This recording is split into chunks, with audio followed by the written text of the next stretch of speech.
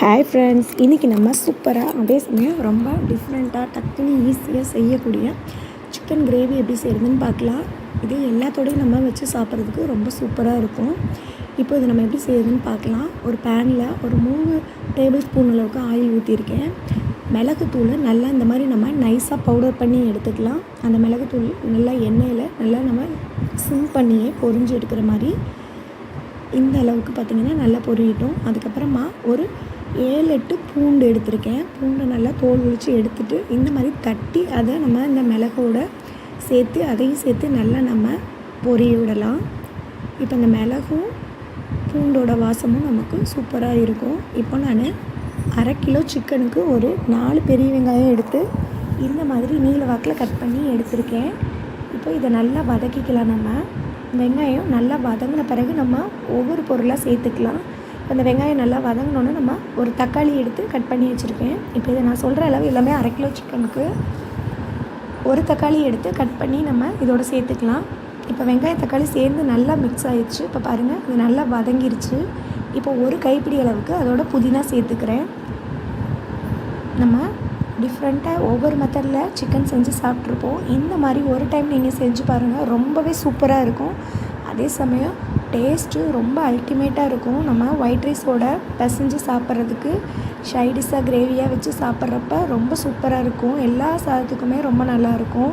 தயிர் சாதம், சாம்பார் சாதம் எல்லாத்துக்குமே ரொம்ப சூப்பராக இருக்கும். இப்போ நான் 1/2 கிலோ சிக்கன் எடுத்து நல்லா கழுவி எடுத்து வச்சுருக்கேன். இப்போ அதையும் இதோடு சேர்த்து நல்லா நம்ம ஒரு தடவை வதக்கிடலாம்.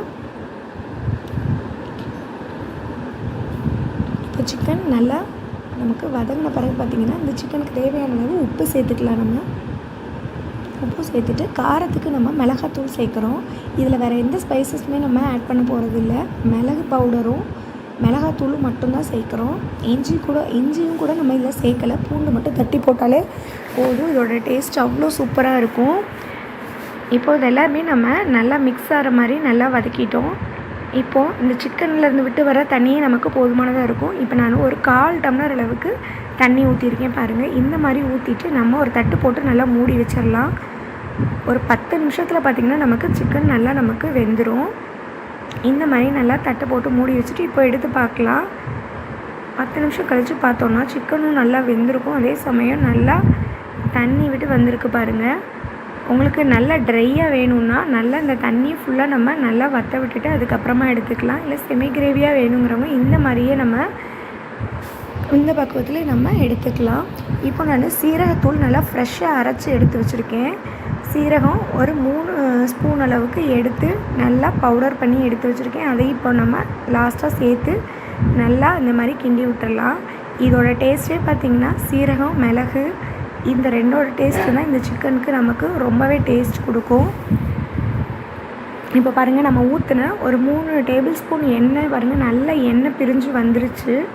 இப்போ நம்ம லாஸ்ட்டாக நமக்கு சிக்கன் சூப்பராக ரெடி ஆகிடுச்சு. நம்ம கொத்தமல்லி இலை தூவி சிக்கன் இறக்கிக்கலாம். இப்போ ஆஃப் பண்ணிடலாம். நம்ம நல்லாவே பார்த்திங்கன்னா சூப்பராக வெந்துருச்சு. அதே சமயம் கலர்ஃபுல்லாக இருக்கும். நமக்கு அந்த சீரகம் மிளகோட கலர் பார்த்திங்கன்னா நல்லா நமக்கு டார்க் கலர் கொடுக்குது. ஸோ இது நம்ம பார்க்குறதுக்கு மட்டும் இல்லை, சாப்பிட்றதுக்குமே ரொம்ப டேஸ்ட்டாக இருக்கும். கண்டிப்பாக ஒரு டைம் செஞ்சு பார்த்துட்டு எப்படி இருக்குன்னு உங்களோட ஃபீட்பேக்கை எனக்கு கமெண்ட்டில் சொல்லுங்கள்.